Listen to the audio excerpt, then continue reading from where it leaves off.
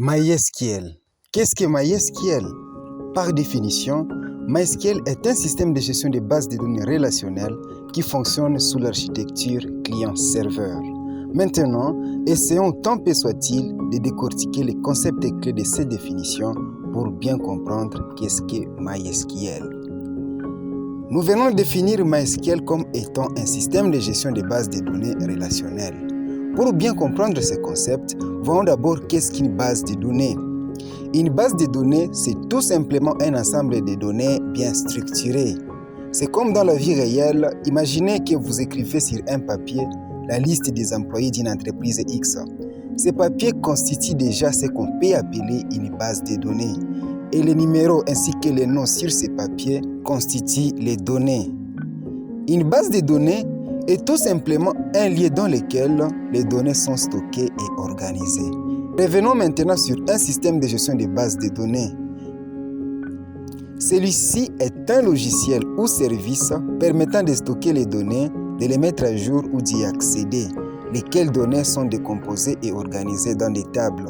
D'où l'on comprend que MySQL est un logiciel permettant de gérer les données et dont l'élément central des stocks de données est une table. Comment les données sont-elles organisées dans une table?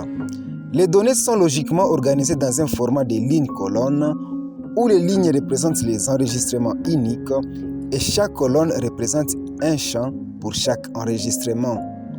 Il faut aussi dire qu'une colonne dans une table doit représenter de façon distincte un enregistrement de tous les autres.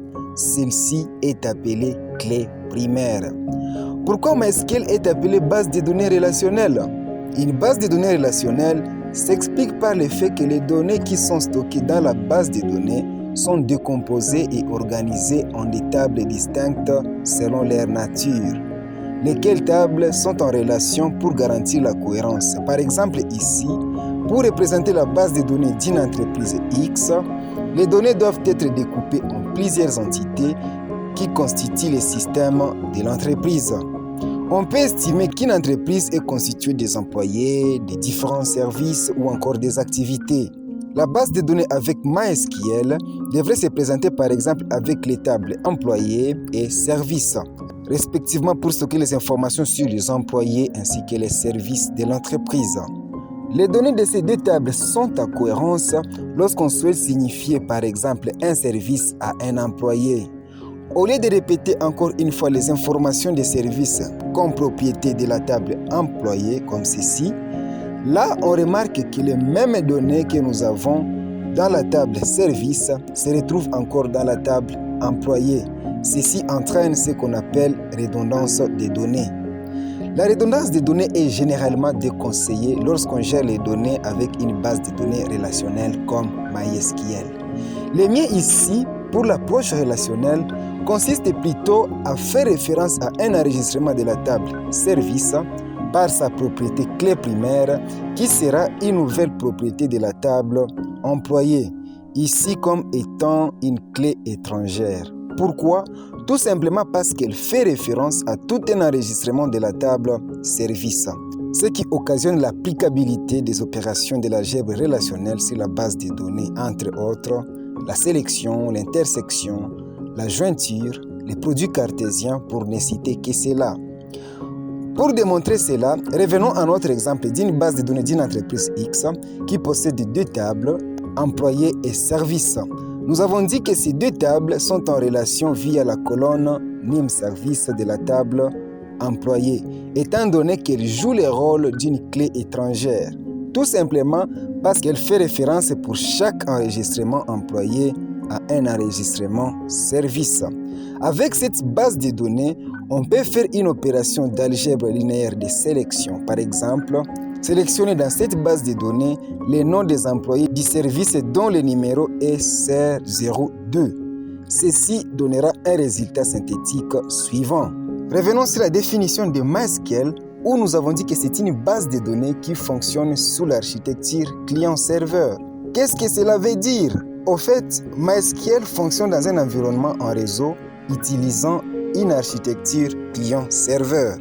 La partie client, ce sont des programmes permettant de communiquer avec les serveurs MySQL pour manipuler les informations des bases de données gérées par les serveurs. Nous pouvons voir par exemple l'application MySQL qui est un programme à ligne de commande qui agit comme une interface textuelle pour les serveurs.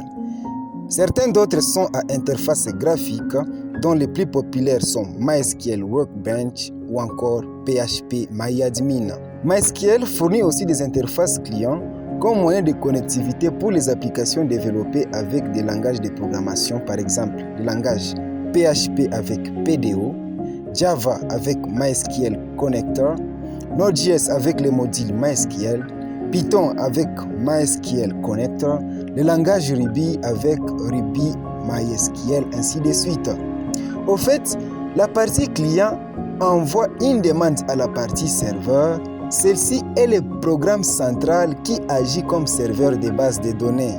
Il peut héberger plusieurs bases de données, gérer leur accès et traiter les requêtes sur ces bases de données et envoyer les résultats à la partie client. Comment se passe alors cette communication? C'est grâce au langage SQL, Structured Query Language. C'est le langage utilisé pour établir la communication entre les clients et les serveurs. Les clients font des requêtes en tapant des instructions SQL spécifiques sur la partie client. Ces instructions sont envoyées à la partie serveur et l'application MySQL Server répondra avec les informations demandées qui apparaîtront au côté serveur. Bref, SQL indique au serveur quelle action faire avec les données. Ces actions sont des instructions SQL qui sont catégorisées généralement en 5 catégories ou sous-langages. Il y a le langage de définition des données.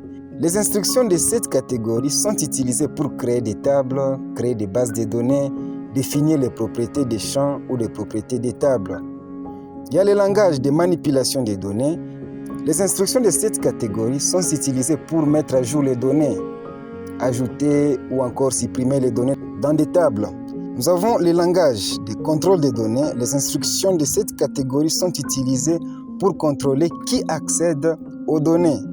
Nous avons ensuite le langage de contrôle des transactions. Les instructions de cette catégorie sont utilisées pour valider les données et restaurer les données.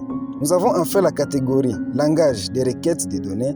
Les instructions de cette catégorie sont utilisées pour récupérer les données du serveur MySQL.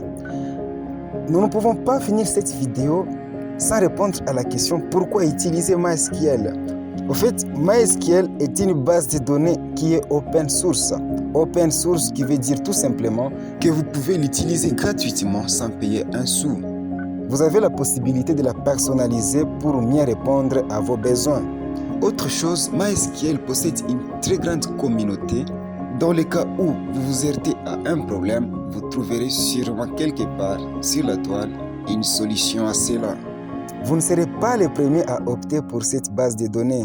Déjà, de grandes solutions comme Facebook, Twitter, LinkedIn, Pinterest, Uber, YouTube, pour ne citer que cela, utilisent déjà cette solution. C'est tout pour cette vidéo. Merci de l'avoir suivi. Bye.